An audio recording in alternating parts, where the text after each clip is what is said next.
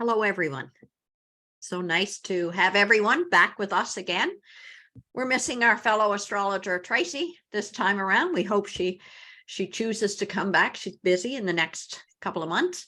But, we're heading into April, and in the Northern Hemisphere, that's heading into spring. In the Southern Hemisphere, of course, it's heading into fall.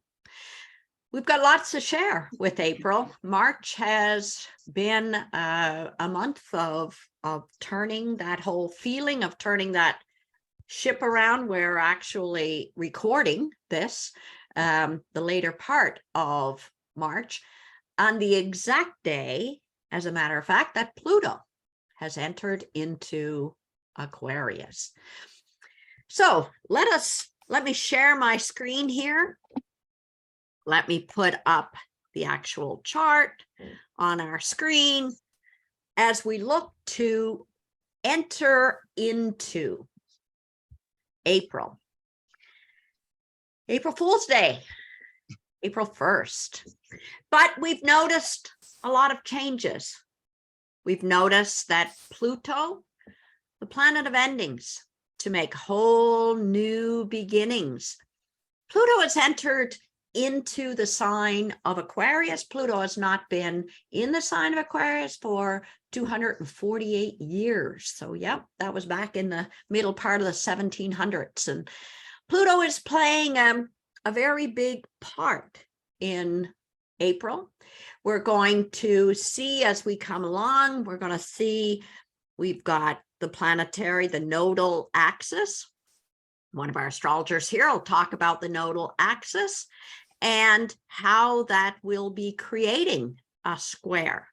So we've got lots to talk about, but before we actually get in there and get our feet wet and get talking about all this, we always start our videos with our words of the month. Tanya, how about we start with you? What is your word or words for this month? I just chose one. For this month, I chose the word resurrection, which seems fitting since the sun is moving through the sign of Aries. And this literally marks the rebirth of a brand new astrological year. We also have the first of several eclipses happening in Aries and Libra that will occur over the next 18 months. Mm-hmm. And eclipse cycles are like their own kind of resurrection of sorts, in that we experience some very powerful new beginnings and endings with similar patterns and themes that are coming literally back to life every 19 years to support our growth and our maturity. And I just think this month is so all about setting out on a brand new journey, especially one that's free from fear and self-doubt. And so that's why I chose the word resurrection. Fantastic. Great idea. Susan, what's your word or words of the month? Oh, my word is an easy little word, movement, because we have a lot of new beginnings and new cycles. And when it comes to my week, I'm talking about the new moon and the eclipse, the solar eclipse that's happening, which always the eclipses bring in endings and they bring in new beginnings. So, and new cycles, because we'll be moving into the new cycle with the nodes changing from Taurus and Scorpio into Libra, Aries and Libra in the summertime. So lots of new beginnings. It is. And so my word, I've chosen two. My words for April is opening doors. Mm-hmm. So we are all on the exact same mindset and the exact same pathway of watching those new doors open for us. And I started that talking about a bit of the opening of the doors with regards to Pluto having opened the doors, moving into Aquarius. Now, of course, what we're going to find is Pluto just manages to get to 1 degree, slides back into Capricorn in the later part of 2023. In 2024, it comes back into Aquarius. Later in 2024, it comes back into Capricorn. And in 2025, when Pluto goes into Aquarius, it then becomes centered in Aquarius until 2040. And I think, for our newer viewers, one of the things we want to talk about as well is, when we think about our natal chart, our birth chart is just ping, just one blip in time. But the planets don't stop moving. They all continue to shift around that whole circle. And I'm just going to quickly let me show you, let me do a week or two at a time, and just being able to see the movement.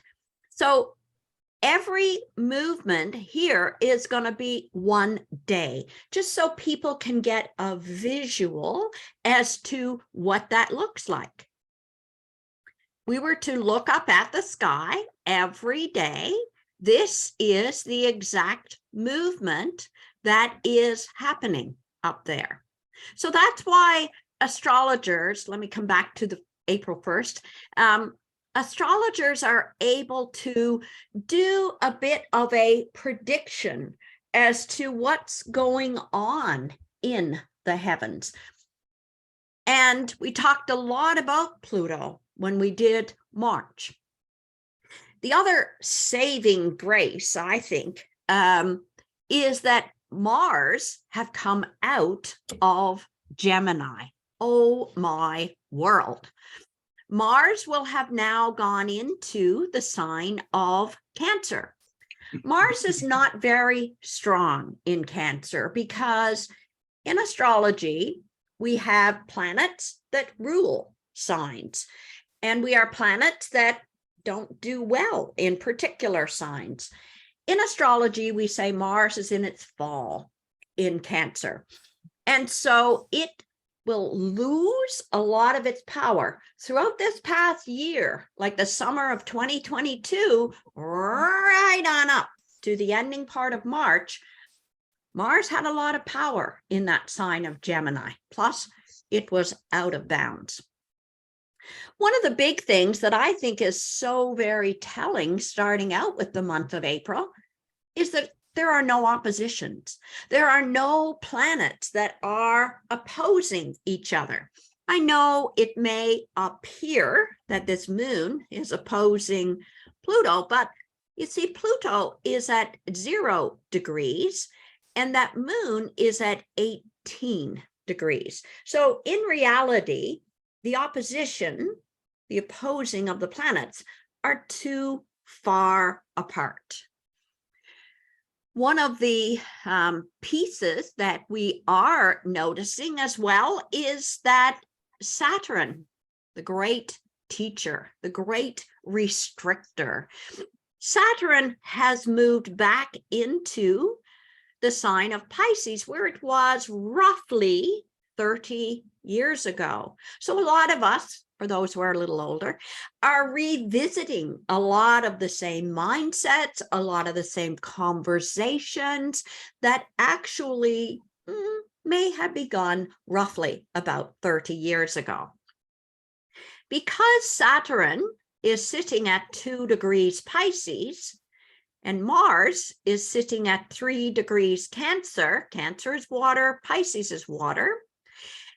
We actually say that Mars and Saturn are trining each other. Now, I can also draw a line right over to the South Node. The South Node is at 4 degrees Scorpio, also a water sign.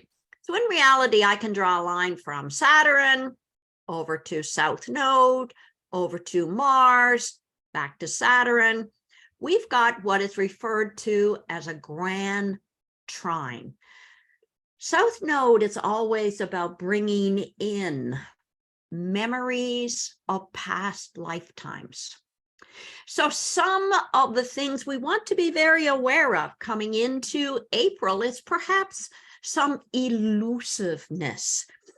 Are we in reality? Water kicks in our emotions. And the only planet that's in an air sign coming in, logic, mindset, is Pluto. And Pluto's just at 0 degrees, just barely in there. So there's a lot of emotional alignments, a lot of emotional conversations, a lot of emotional intuition. Pisces is the most intuitive sign in the whole entire zodiac. Now, when we then get to the 2nd of April, now we've got the moon that has just moved into the sign of Virgo. Virgo is now creating an opposition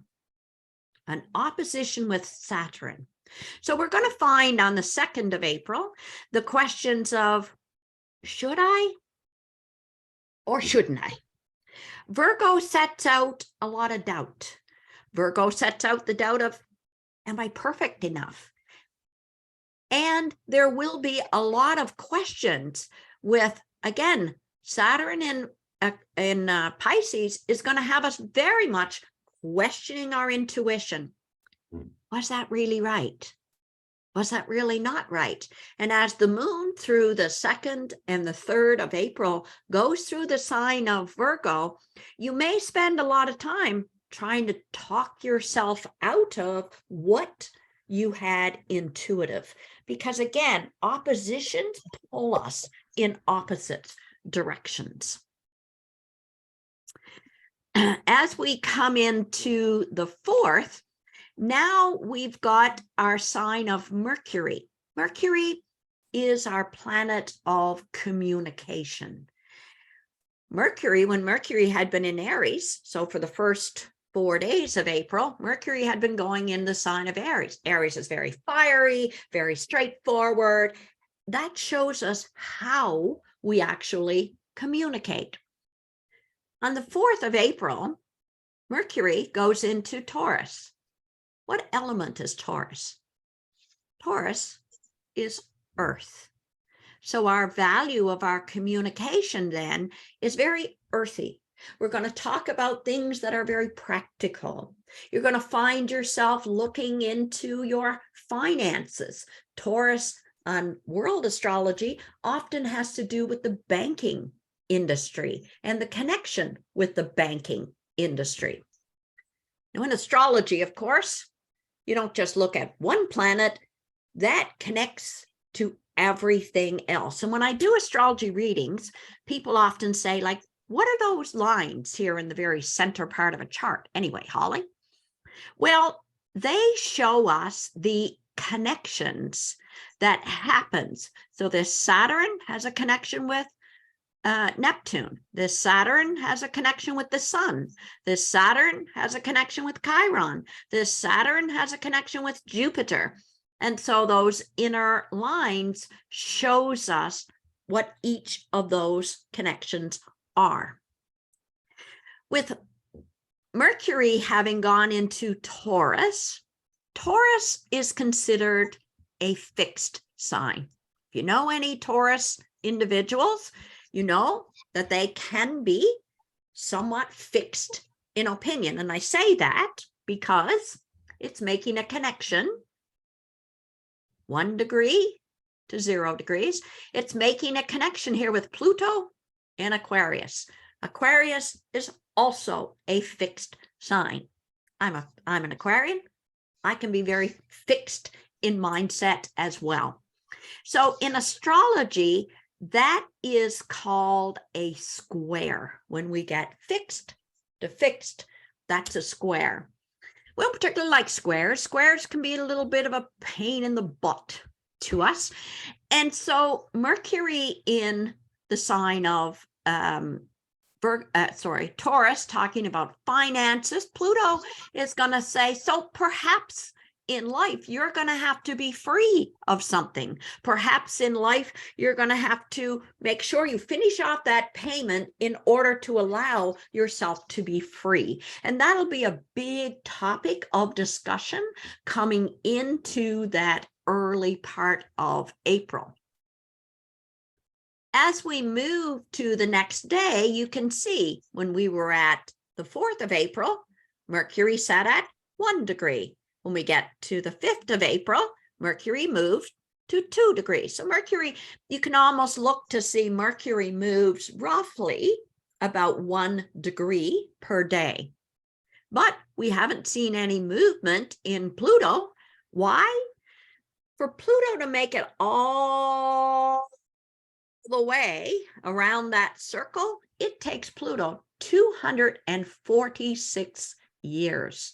So Pluto doesn't move 1 degree a day. Sorry, Pluto can stay in that 0 degrees for months and months and months. We see that Mercury, though, is coming down. Mercury is now coming down to have a little conversation with the North Node. If you picture this circle as everybody sitting around a dinner table, and each one of these houses, each one of those squares, holds a bunch of chairs. You can see, Mercury's having a little conversation here directly with North Node. They're sitting close to each other. One is at 2 degrees, one's at 4 degrees. So they're sitting close to each other and having that conversation. Whereas North Node to Uranus, a little bit far apart, right? You've got 4 degrees to 17 degrees. That's a bit of a ways. But Uranus is over having a conversation with Venus. 17 to 23, that's relatively close.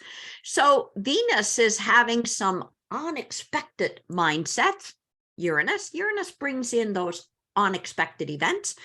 Venus is having those unexpected ideas of, what would give me pleasure? What would make me happy? Come back to the banking industry. What money do I need to save? What money is it that I need to make in order to be able to do what it is that I want to do?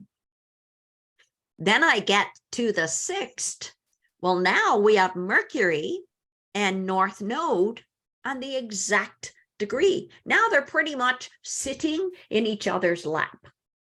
And the North Node in our chart, it's like our purpose, where we're going from here, what we're doing, and how we're actually going to make this happen, how life is moving its way along.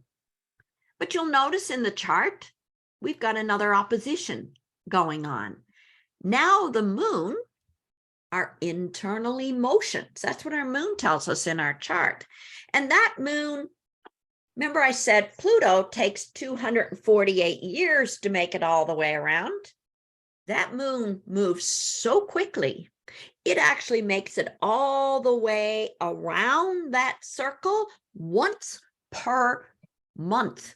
So that gives us a little bit of how quickly those movements are happening. And then I'll go to the 7th before I turn it over to Tanya. That's such an interesting alignment here on the 7th because the moon is now aligning with South Node. Am I a real big proponent of South Node? I can't say it's one of my favorite pieces in the chart. Sometimes it can bring in a bit of a sense of loss. And I have a feeling that as we get to the 7th, we may find ourselves grieving a little bit. What are we grieving? Well, I think what we're grieving is the old us. We all grow. We all evolve. We all change in life. And the moon is reminding us, pay attention to the inner part of our soul. Pay attention to the inner part of our own evolution. So I'm going to pass it over to Tanya. She's going to take us through the 8th to the 15th. There we go, Tanya. Oh, thank you, Holly. Wow, that was really fascinating. Yeah, we have a busy week in the sky with Venus on the move after she's just spent several weeks in the sign of energetic Aries. We also have one of the most big-hearted transits of the year happening when the generous Sun and Jupiter meet up. And I see lots of opportunity and earning potential this week as we start to really think about how we can manifest our dreams into reality this year. And it all starts on April the 10th, when the planet of love, Venus, enters the very adaptable and friendly sign of Gemini. Venus is quite cordial with the planet Mercury, who rules Gemini. So this part of the sky isn't really such a difficult place for her to visit, but I can't say that it's really her favorite either. Venus represents our desires, our relationships, and our spending habits. And here in the sign of the twins, basically variety and curiosity become the new spice of life, I would say, until May 7th. Our interactions with others become, let's just say, more cheeky, more playful, and dare I say it, just a bit more clever. Love is easily expressed over the next few weeks, I think, with texting and emailing and just in a really casual, light, fun way. Venus in Gemini is also about exploring new and interesting places, people, or things that really stimulate our minds. And likely, this will be a very lucrative and profitable time for salespeople who work in telecommunications and car sales. And there's really no doubt in my mind that sales will be above average for Mercury type things like books, computers, phones, and cars this month. Now, if you're coupled up, you could reignite the flame, so to speak, by taking an adventure together or setting some time aside, just to catch up and talk, maybe about your spending budget, for example, because Venus also rules over our assets and the money that we both earn and spend. And for all of you who are single and just starting to mingle, don't be surprised if you find yourself feeling a little bit fickle or even overthinking a romantic relationship. The sign of Gemini is very well known for being indecisive when it comes to dating, unless, of course, you have other factors in your chart that, make you less this way. I'm a Gemini rising, Gemini sun, and Gemini Mercury. So I really relate to this energy quite well. And it's just a lot of do I, don't I, do I, don't I. Yeah, if any of you have Venus and Gemini in your birth chart and can relate, please drop us a comment below and tell us, how this placement feels for you. We'd love to hear your experiences. And plus, we've got that Kazemi sun. Yeah, exactly. I just want to say one more thing about Venus and Gemini. And that's that until August 2023, Venus is all about reclaiming and healing in relationships because she's still visible in the sky at night and not yet a morning star. Basically, she's just really close to Earth at the moment. And in this position, she represents a time of restoration and reconnecting in our relationships. And I think that while she's in the sign of Gemini, this healing can come in the form of communication with your partner, being playful together, or even taking an online class to learn some healthy communication skills. I'm pretty sure most of us would benefit from a workshop like this, no matter your relationship status. And I just think this is the perfect time to do it. But more than anything, I just want people to know that the key to happiness during the Venus and Gemini transit is really having fun. And I think, speaking of happiness, this brings me to one of the most joyful days of the year and definitely my favorite aspect of this entire week. And this is exactly what you were talking about, Holly. On April the 11th, the sun merges with Jupiter in the sign of Aries in what we call a Kazemi aspect. And if you're new to our panel discussion and joining us for the first time, Kazemi happens when a planet is held in the heart of the sun and it's allowed to shine its brightest. So it's when the sun and another planet come together in the same sign and at the exact degree. So in this case, Jupiter, the planet of prosperity, abundance, and faith, will be held in the heart of the very generous and lucky Sun, while both of them are in feisty and passionate, bold Aries. So I know some of our listeners might be like, whoa, okay, girl, what the heck does that mean, right? Well, basically, this transit is courage and it's magnificence and fame and leadership and excitement and drive on steroids. We're motivated big time to be fearless and adventurous when it comes to shining front and center.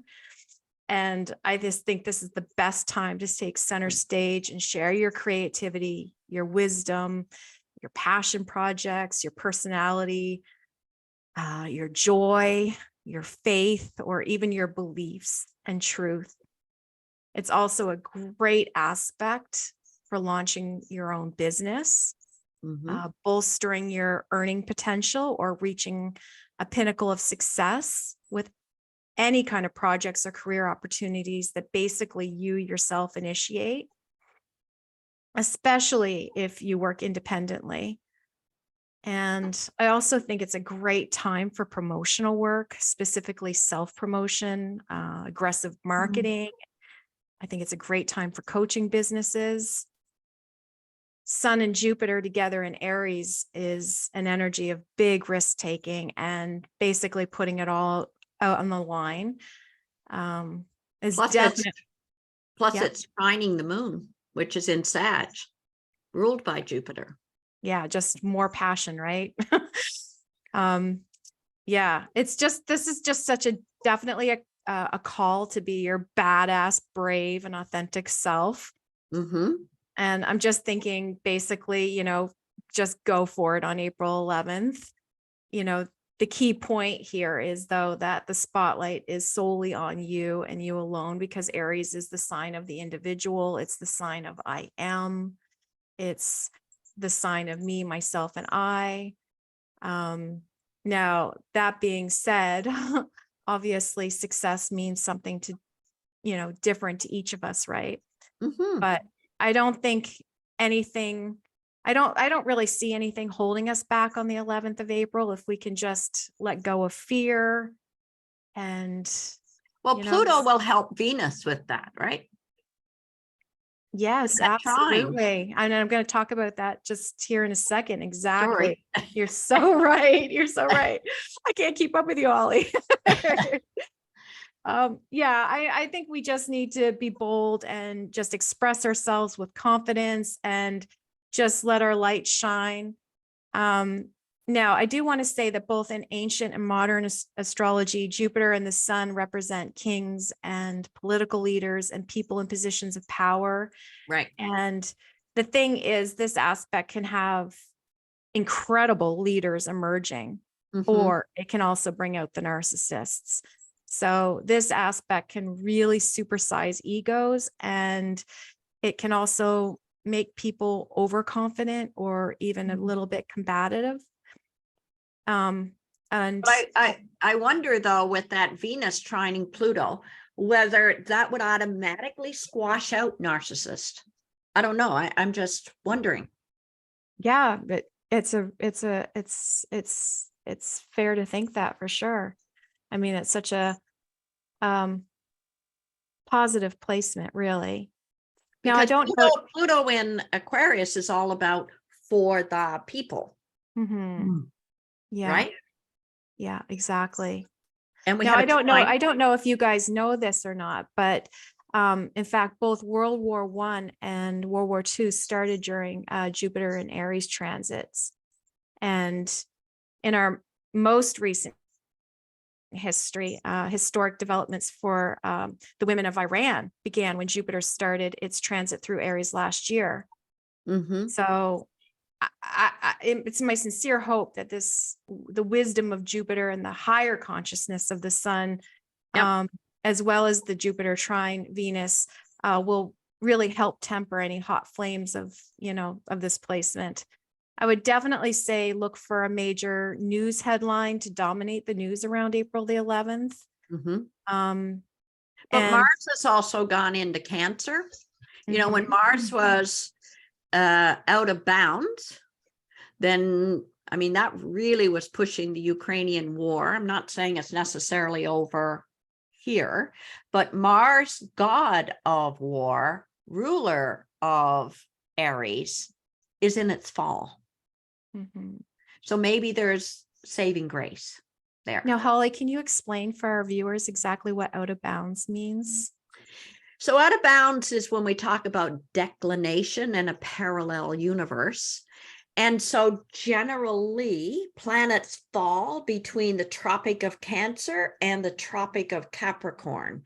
They have a tendency to roll in among the tropics, but from time to time they will escape out. And that's why we call it out of bounds. And when I talk about an out of bounds planet, like when I talked about out of bounds Mars, it's like an undisciplined child. It's out of bounds. There's no boundary line. So it just goes ping, ping, ping, ping, ping, ping, ping. That's what out of bounds means. Holly, is that just the personal planets, or does that also include the outer planets and the social planets? It includes all. Oh, okay. And it often comes in when they're really about getting ready to change, not every time, but often it's when they're about ready to change, say from a stationary to a retrograde, or a retrograde back to a stationary. That's often, but I mean, Mars had been out of bounds for months and months and months.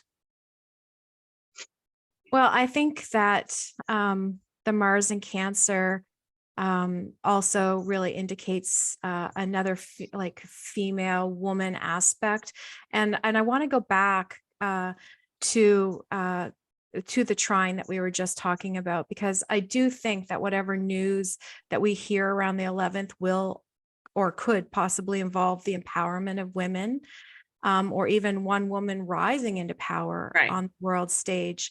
I think that this transit is all about Venus and Gemini talking to a Pluto and Aquarius like they're two longtime best friends. And because Venus and Pluto are connecting in this really effortless and harmonious way, this to me is just another strong indicator of women rising to power in some unexpected way, whether it's through leadership or the right to be free and equal, bringing in that Aquarius energy. Right. Plus, if we look in the chart, we see that Venus and Pluto, like you were saying, Holly, are both sitting at 0 degrees of Gemini and Aquarius. So this could once again represent some kind of brand new beginning for female empowerment globally. And after all, Pluto in Aquarius wants to transform society over the next 20 years, and social justice reform will definitely be center stage in a way that we haven't seen since the American Revolution, Right. which happened the last time Pluto entered Aquarius. That's right. Now, I think on a personal level, this transit can also represent some powerful changes happening in our relationships, especially as it relates to how we think and communicate about things like sharing money, power, intimacy, and sex. And I think that for a small number of couples, there could actually be some shocking revelation coming to the surface around this time, or there could be talk of separating because one of you or both of you simply want more freedom, independence, and autonomy. Now, because both of the signs of Aquarius and Gemini are in a friendly aspect, I'm inclined to kind of think that any separations that do happen around this time will be mutual. Now, if you're single, attractions of all kinds could feel consuming around this time. Of course, with Venus and Gemini in Aquarius, we really want to intellectualize all of these big and intense feelings. There's a lot of thinking about the ideal future of our relationships and a whole lot of conversations happening. Of course, I think if you like to sext or get your kink on, so to speak, or you're in a friends with benefits kind of situation, then this kind of energy is where anything goes, especially with Pluto, the modern planet who rules over sex. Now in the sign of Aquarius, the sign that loves experimentation, connecting with Venus, who herself is a very curious and talkative sign in Gemini. So there's just no doubt about it that intimacy is cool and at a distance with these two. Dare I say it, having intercourse. Now, coming back to this aspect playing out on a global level, I'm also thinking that we could see some big corporate power takeovers or even some business mergers in the fields of aviation, electricity, electrical distribution, or even among social media giants. And now, Holly, I know you were talking about banking and Taurus. I also know that some astrologers, and like myself, I tend to believe that banks also belong under the rulership of Pluto. And of course, Venus does rule money. So I don't think it would be a surprise to see another bank takeover or collapse of some sort happening around this time. Well, I think as well, we have to think Aquarius is like out of the box. So we may think a different type of cryptocurrency, a different type of a Bitcoin, you know? Yeah, I definitely think that we're going to see some really revolutionary and big changes happening with the sign of Aquarius as it relates to, bringing in something like cryptocurrency of some sort. And by the time Pluto comes out of Aquarius, I'm also not convinced that we won't be able to do things like time travel or even things, like beam me up, Scotty. And I know as we are talking right now, it's like, oh, but how can that be? But even think about 20 years ago, if you spoke to somebody and said, we don't have to be sitting in the same room to have a conversation and being able to see everybody, they would have went, yeah, okay, I'll have whatever you're drinking. So I'm not convinced that this Aquarius may take us where no man has been before, kind of a mindset. Yeah, for sure. Now, Aquarius also rules, the larger social media. And so I think that if you're a social media content creator, specifically around this part of the week in April, this could be a super time to be totally revamping your content and giving birth to something new. And think of the generation that's coming in with this Pluto and Aquarius mindset. Yeah, they will be very futuristic thinking, I think. Very, yeah. And they'll be very into astrology. Yeah, it'll be a lot of out of the box. It'll be amazing, I think so. Yeah. For me, every time I think of this particular week in April, I think of two songs. I think of We Are the Champions and Beyonce's song, Who Run the World, Girls. And I think of Age of Aquarius.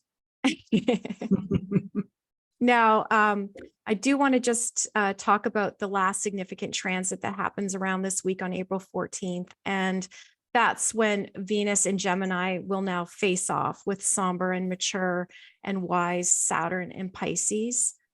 I think these two could definitely feel a bit frustrated as they rub up against each other mid-month in an energy of friction that Holly talked about earlier, which we call a square. Saturn and Pisces is saying to all of us, no more beautiful illusions. And Venus and Gemini just wants to think and think and think and think. And she can't make up her mind. And I'm sorry to say that I think because these two are clashing, it could push us into some kind of action that might not feel so comfortable. Saturn is a stern taskmaster, and in Pisces, he's like laying down the gauntlet and telling us time to make it real, folks.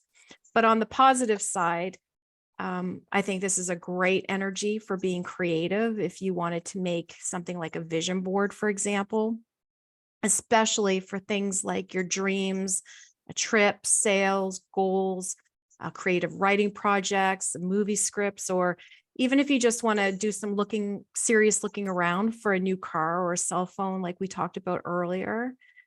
Now, what's helpful here is Saturn is making some great aspects to the nodes of fate at the same time that he's squaring Venus. And as Holly talked about before, the lunar nodes are celestial points that kind of show us where we're going and where we've come from. So I think that whatever's happening in and around this time does feel very familiar to us. And it's also helping us move into the future. It's both karmic and it's destined. Yeah, it's an exciting second week. And that pretty much wraps up that week for me. I'd love to hear from our viewers what you're looking forward to the most about this week's transits. So definitely leave us a comment below. Not only does it connect us to you, our viewers, it also helps Holly grow her channel. And on that note, I will toss it over to you, Holly. So before I actually toss it to Susan, because she's the next up, before I do that, one of the things I do want to comment just here on that particular day is that the moon and Pluto will be playing around that particular day. So I think, you know, with the square between Saturn and Venus, again, squares, we don't like squares, but squares are not something we cannot work our way through. But ideally, I highly recommend you do not make a snap decision. You may learn to regret it on that particular day. That moon and Pluto is going to make you go, I'm done. I'm over it. I'm finished. Stop. Think about that. That square, yep. Venus is saying, I'm not liking the way the conversation is going. And Saturn's going, well, you're just being elusive anyway. And stop. Take a breath. Count to 10. If you want to make an ending, then make an ending. But that moon is playing with Pluto, and it may not be the way that we think it is. When we have a square to the bendings, to the nodal axis, and I'm probably going on to yours. Am I, Susan? No, I didn't talk about the square to the bending. Okay. So in astrology, when we have a planet, well, it's not square. Never mind.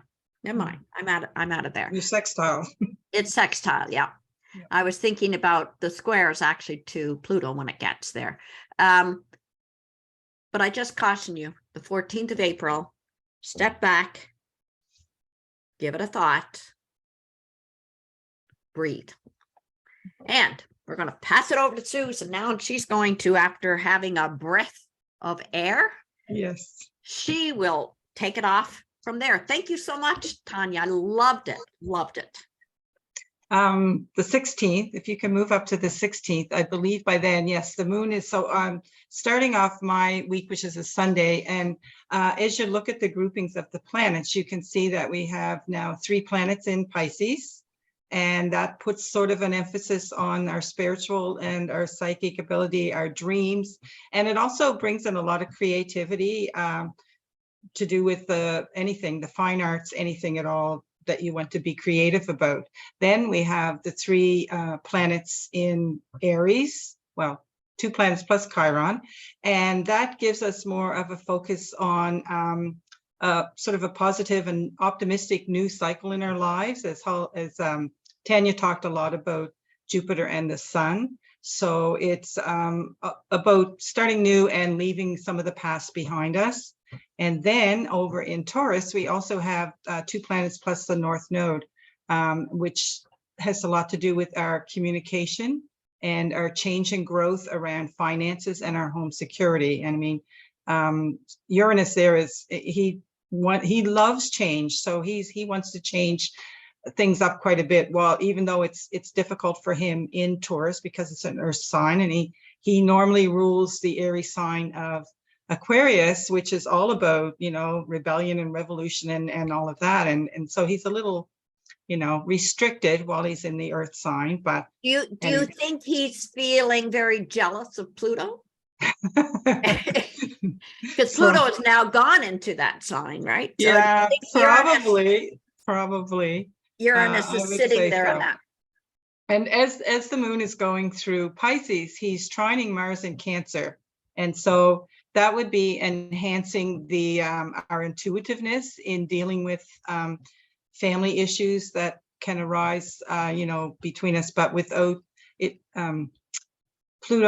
Mars in Cancer is not overly aggressive because he's in his fall, like you said. So it's the moon hitting off of him is creating more of a more intuitiveness about how he's going to deal with family issues that come up rather than being overly aggressive. And then the moves on into a conjunction with Neptune, which would also heighten our emotional sensitivity and our imagination and our dreams. But it can also, Moon and Neptune together can bring in a fair amount of confusion, I think, and difficulty in determining what is fact and what is fiction.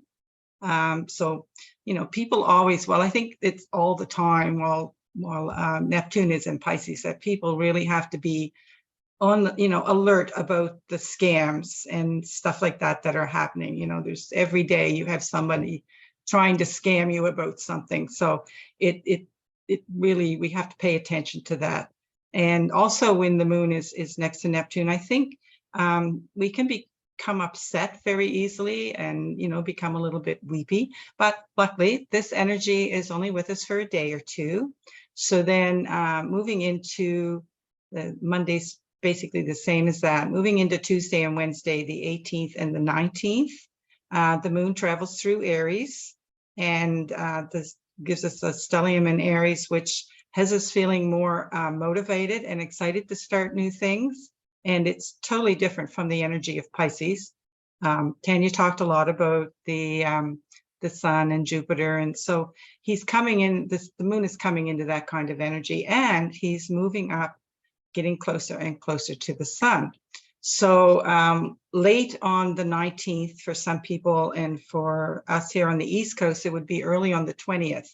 The moon meets up with the sun at 29 degrees of Aries, and this is bringing us a new moon in Aries. So let me just play here enough to, Okay. I'm going to move this now per hour. Yeah, in it's in the early hours of the morning on the 20th that we get the exact 29 degrees. And this new moon is one of the most powerful and transformative of the year. Aries is our astrological new year. This is the second new moon in Aries. It's not, some people have been calling this a black moon. It's not a black moon. A black moon is when you have two new moons in 1 month. It's not when you have two new moons in one astrological sign. It's just a second new moon, but it's very powerful. It's making a very bold and fiery entrance that will be noticed, because this lunation it's like the start of a new chapter for us in our personal lives, as well as for the collective. And we might ask ourselves why that is. And that is because it's a new moon solar eclipse. So this solar eclipse, it's not visible to us here on this side of the world. It's actually visible in the Southern Hemisphere. Over its main path goes over Australia, the Philippines, New Guinea, and Indonesia. And but we'll feel it. I mean, you always feel the energy. You can feel the energy of an eclipse a month before it even comes upon us. And where it's in Aries, that's a very fiery energy that we're going to be feeling. It's very, you just want to go out and do stuff and be active. So let me see. It's solar eclipse. I'll just explain a little bit about a solar eclipse. It occurs when the moon passes between the Earth and the sun, and it's either a totally or partially obscuring the image of the sun for the viewer on Earth. So this solar eclipse is called a hybrid solar eclipse. And this, because the Earth's surface is curved, sometimes the eclipse can shift between being annual and being total as the moon's shadow moves across the globe. So as a result of this unique phenomena, celestial phenomena, the moon's shadow will fall on the Earth, and it will partially block the sun's rays, creating a beautiful ring of fire around the moon before it becomes a total eclipse. So the ring of fire, to me, that's very symbolic of the Aries Of energy. Aries, yeah. Very, very much. So the sun, in its part in the solar eclipse, the sun represents the self, the ego, our vitality, while the moon represents our emotions and our inner self and our subconscious. So the solar eclipses are powerful turning points in our journey. We can use this energy to ignite our own inner fire. We can use it to get rid of old patterns and beliefs that no longer serve us. And we can use it to embrace new visions that align more with our soul's path. It can become, like I said, a very important turning point in our lives. It's a time of self-discovery, breaking free, renewed independence, and those will all be strong influence from this eclipse. Eclipses bring in endings, but with endings, we always have new beginnings. The work from an eclipse continues throughout the period when the eclipses are occurring in the same set of signs. So for me, this is happening in my 11th house. So that involves my friends and the groups that I belong to. And it's also, it's activating my own personal goals and my wishes. So I expect to see a big change in this area of my life. It's happening at 29 degrees of Aries. So this will have anybody who has degrees on their natal chart from say 25 to 30 degrees of the cardinal signs of Aries, Cancer, Libra, and Capricorn. They will feel the strong effect of this. And also the people in the fixed signs of Taurus, Leo, Scorpio, and Aquarius from 1 to 5 degrees, but on the other side of it. It also kicks off a new season of eclipses on the Aries and the Libra nodal axis. So they will be powering up our new and our full moons between this April the 20th of this year on until March the 29th in 2025. So the North Node, and the nodes are going to change this summer. The North Node will enter into Aries, and the South Node will enter into Libra. So this axis is known as the me-we axis, because Aries is so much focused on the self and the ego and all of that, personal growth. And the we part of it, Libra is more focused on how we deal with other people, what our relationships are with other people. So it's going to be put a big focus when we have the eclipses in the next year and a half on the relationships between people. Are people going to, stay totally focused on themselves? Or, I think a lot of people's relationships with each other will be changing. And so that's most of what I want to say about the eclipses. But I was wondering if you guys had your own ideas on what you think the eclipses will be bringing to us. I think that the year 2023 is all about relationships. I think that's the theme. And it's just so interesting to see this eclipse happening at 29 degrees when we've just literally, well, at the time of this recording anyway, we've just had the first new moon in Aries at 0 degrees. And to see one at the beginning of the sign and one at the ending of the sign, it has to be significant, and, we've got these new beginnings, but we also have chapters of closure happening too. Yeah, it's like it's encapsulating the whole month of the whole Aries season and saying, okay, we're on to something new now. Holly? And when I talk about eclipses, and as you know, with classes, I always say, does things happen on the day of the eclipse? Probably not. But what it does is it sets up like a high vibration up there in the sky. And as different planets go through that vibration, then they become vibrated. And exactly. And Jupiter is going to come. And Jupiter is going to come through there before the middle part of May. And the nodal axis is going to come down through there. So you may, on the 19th of April, you may get some indication as to what that's going to bring in. But I say, let's pay attention to when Jupiter enters that 29 degrees And when the nodal axis comes down to that 29 degrees, that is a huge part in your chart. So everyone look at your personal chart and see where the sign of Aries is on this outside rim. That's what Aries looks like.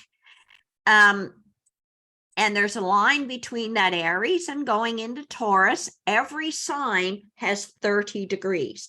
This eclipse is at 29 degrees, so it's almost at the very end. So it's located in your chart. Again, look on this outside rim for the sign of Aries, and whatever house 29 degrees Aries will fall into, that's the part of your life, the place within your life that this is going to make the biggest difference. Now, Yeah. we were talking earlier about out of bounds planets, and I believe Jupiter will be out of bounds as it's coming to touch this eclipse point. Correct. And as I just talked about, Jupiter in both ancient and modern astrology represents, kings and great leaders or world leaders, political figures.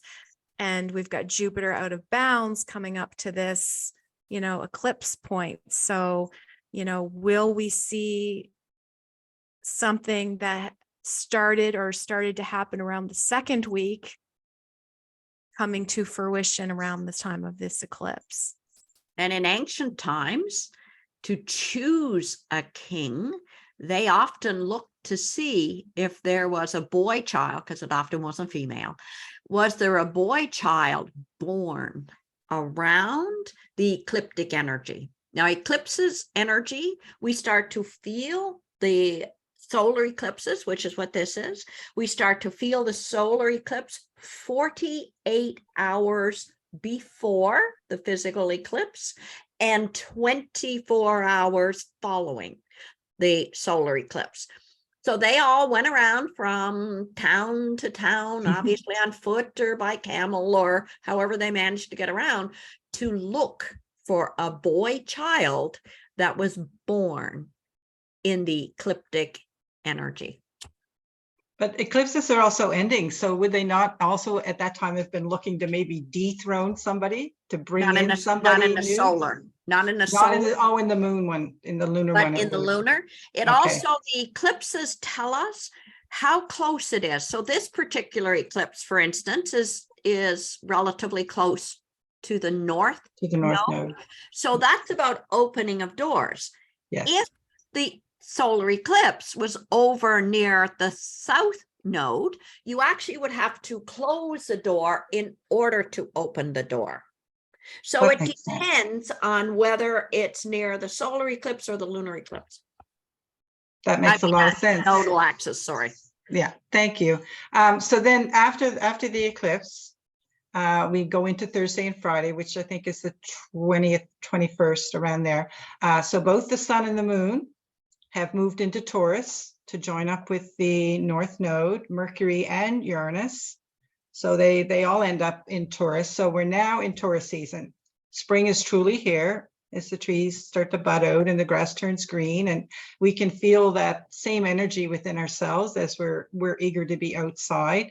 If you're a gardener, you know the joy of digging in the soil in the dirt with you, getting ready to garden for, planting your veggies or your flowers or whatever. So there's a lot of grounding energy with these 5 planets in earthy Taurus. I mean, something I think we all need after the long winter. And plus, we also need it after the dynamic movement of our planets in March. So the sun, I'll talk about the sun a little bit, who's now at 0 degrees of Taurus, which puts it in a square aspect to Pluto at 0 degrees of Aquarius. So the sun in Taurus is down to earth. It's loyal, it's reliable, it's sensual, and it's also got a certain degree of stubbornness. And it brings our focus to our personal sense of security, as Taurus rules the second house of self-worth and how we make our money and what we love and value. While Pluto in Aquarius, I think, wants us to be more aware of what is wrong in the world today. I mean, he's interested in radical changes in all things social and intellectual. Aquarius energy to Pluto is it's about rebellion and revolution, because Aquarius is normally ruled by Uranus, who's all about rebellion and revolution. So Pluto in Aquarius, it's not going to be the old conventional way of doing things. So this aspect puts tension in the area of making us look at perhaps our own selfishness or materialism, and trying to get us to look at the bigger social issues that are happening in the world or in our own country, or even in the area where we live. Saturn in Pisces will hopefully give us the compassion to become more involved in helping in a Plutonian, I can't even say it, way to revolutionize the existing problems that we have, say, in our healthcare system, in our education system, in affordable housing, in helping with the homeless, in finding a living wage so that everyone can exist comfortably, instead of the rich getting richer and the poor getting poorer. So Uranus in Taurus is also ready for that change and revolution. So that square, I think, is really bringing in that kind of tension between whatever I was talking about there. So and this also may be the real big, how we've already seen a couple of the banks go down and close. Yes. So yeah. on. This square may be a real telltale sign here. Is there others gonna fall, or what's gonna happen? Well, there's also, the credit unions, and I think people might become more interested in the credit unions, which are Something different, right? Yeah, Something which different. is more, people become shareholders in credit unions. They're not set up the same way as the banks are. And so that might be a way even for people just personally to move their own finances out of a big institution and move it into a credit union. We also have Mercury in Taurus. It will be starting a very short retrograde on Friday the 21st, which lasts until May the 14th. And then his retrograde shadow ends on May the 31st. So the Mercury retrogrades, he'll retrograde twice more this year, and it's, a fairly common occurrence. We can expect a few technology snafus or miscommunications, and it's often a time when we should be reading over our legal contracts or anything binding or documents that we might be sharing with others a few times before we sign on the dotted line or hand things over to other people. On Saturday, April the 22nd, Mars and Mercury are in a sextile to each other. And yes, they are. So that sextiles create an easy flowing energy. I was just trying to see where it was on that chart. And this opens up communication between them. So Mars in Cancer, he's said to be in his detriment. So he's not at his strongest, and his attention is more on his home and his family. And Mercury in Taurus is very practical and purposeful, with his speech at least, and conversation. And so it's also focused on home and security. So their conversations could be very much about finances and figuring out what home improvements are needed. Spring is often a time for people to do home repairs or for building new structures around the home. Even, if it's just something as small as putting in a new window box or some new planters. Or perhaps you might be thinking of an addition to your family or a physical addition to your house. Then there would be easy flow in the conversation around these subjects. On April the 22nd is also International Earth Day, which is appropriately a part of Taurus season. And Earth Day is an annual event that demonstrates support for environmental protection worldwide, with 1 billion people participating in events in 193 countries globally, coordinated by earthday.org. So the official theme for 2023 is Invest in Our Planet. And I think that's just an awesome theme. So I'm going to end off my week with Invest in Our Planet. Thank you. Off to Holly.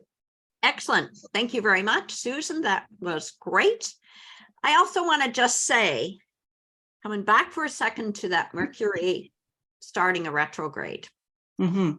When Mercury starts a retrograde, which we said is the 21st of April, in the sign of Taurus, everybody make sure you have some physical cash at home. Because what you find when Mercury goes into Taurus, our ATM machines go down.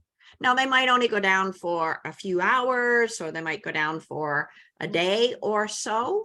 But again, because there is a section of astrology called mundane astrology. When people come for readings, they have a natal astrology, looking at an individual's personal chart. But there are astrologers who do mundane astrology, which is looking at the earth as a larger organization. And so each one of these astrological signs are connected with the various industries. Taurus, being an earth, is often, again, connected to the banking industry, but it's also connected to the earth. So it's great that it's connected to the Earth Day. But when Mercury goes into Taurus, a lot of our money, finances, conversations are really needed to pay a lot of attention there. I never thought about the bank machines, but that makes such perfect sense. So yeah, good I've to have always that. found it happen that way. So Yeah, good to have that heads up on that, because if you can't get cash, That's it's hard right. to do anything. Yeah, Now, thank who you. knows once we get to the cryptocurrency kind of thing, but we're not there yet.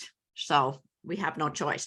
The other big thing, again, we continue through April without any oppositions. Yep, Mhm. there's a south node here, but we always have north node and south node opposing each other. But we're not going to be feeling massively pulled in so many of the opposite directions. And It's interesting though that south node is basically the handle. yes, The rest of like of the basket. if you imagine it like a basket, it's Yep. the south node. So it's our past, and it's in Scorpio power, power I'm trying to think of, how Our we're leaving behind, yeah, these themes of power and control.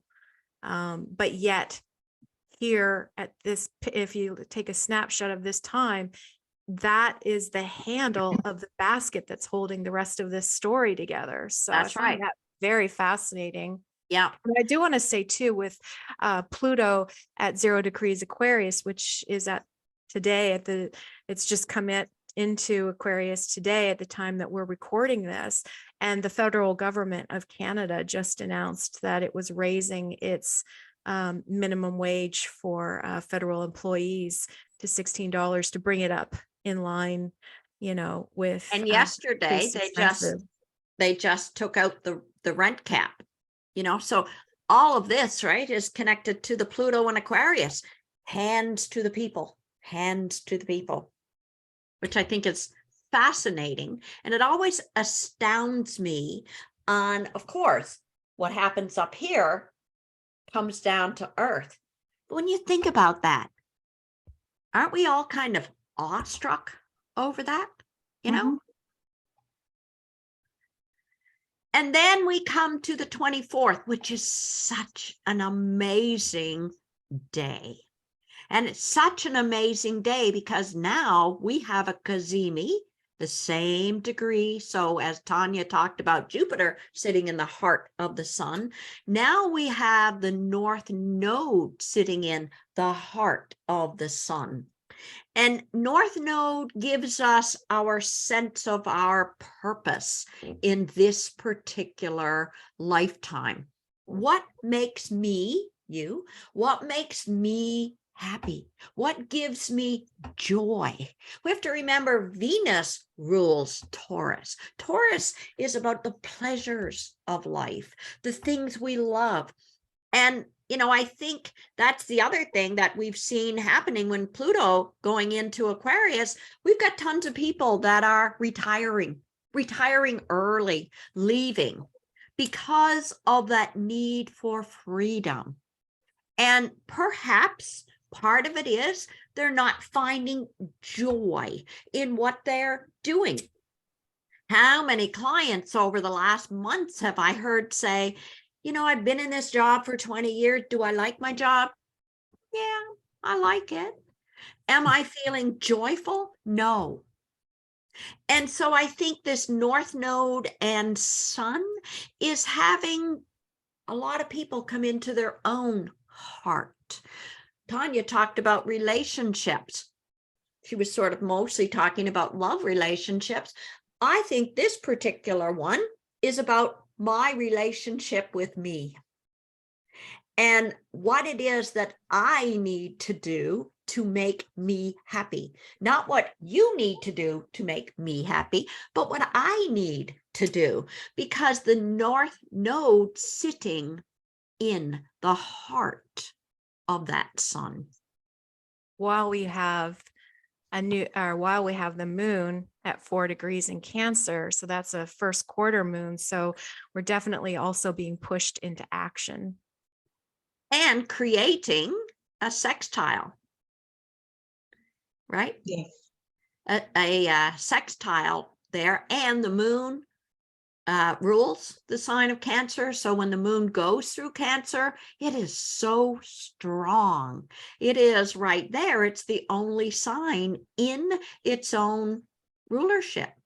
So it's extremely strong that day. And this, you know, like you talked about before, Tanya, stepping into our heart. That moon in Cancer says, step into my heart. Like what gives me hope? What gives me pleasure? And that is so strong on the 24th of April. Could you just explain about that, the fact that the nodes, like the North Node there, it's decreasing in numbers because it's going down into where the planets are going the opposite direction? That's correct. That is correct. So all of the planets, generally you look at Mars. So Mars is at 15 degrees. Mars will go 16 degrees, 17 degrees, 18 degrees, 19 degrees, 20 degrees, you know, they go upwards. The nodal axis though moves downward. So it had been at 6 and then 5, and on the 24th it's at 4, then 3 and 2 and 1. So Susan is absolutely right. Now when the planet, we see a retrograding planet, and Mercury is the only planet that retrogrades, I think right even up until June sometime.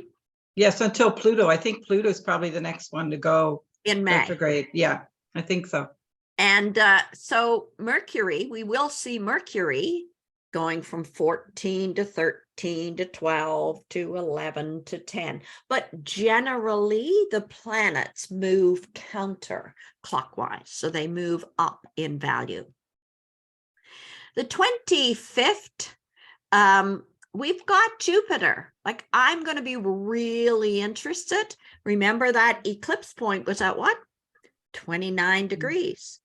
Jupiter is still a little bit far. It's within 4 degrees, though. It's starting to pull on that energy of that opening of that door that Susan talked about back on the 20th, 21st of April. Remember, that energy is like this. We all within our body will feel that energy like that. So if you feel a quickening inside, it may not be you having a heart attack at all. It may absolutely be the fact that we're stepping into the energy. NASA, NASA on their website talks about the resonance, RESONANCE. And what I have found, when planets step into ecliptic energy like that, or when planets connect with Uranus, which is the planet of unexpected events and all over the place, you go to NASA's website and you will see the resonance of the energy being extremely high. It's so fascinating because NASA certainly doesn't believe in astrology. They believe in astronomy. And so as we move our way along, we actually get to coming near the ending part of the month. Now, as you can see, we started the month with Pluto sitting at Aquarius.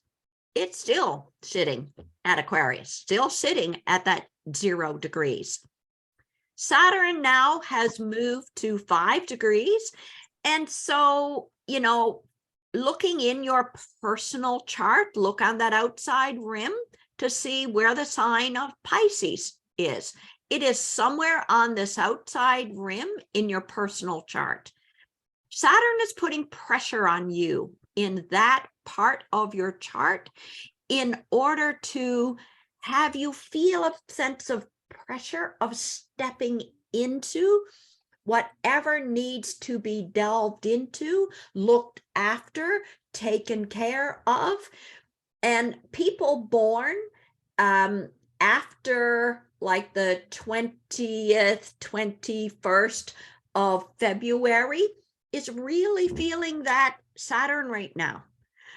That 22nd of February, perhaps right on up to the 28th of February, you've got Saturn sitting on your sun sign.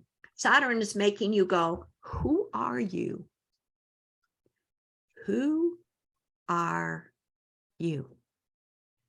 You are not who you were 2 years ago, 4 years ago. So now, who are you? Because Pluto is saying, let's transform. Let's transform. Let's change. Let's transform. Let's do something different. We get to the 29th. Here's this Jupiter. Jupiter is getting to 26 degrees. Jupiter, by the ending part of April, is really feeling that ecliptic energy.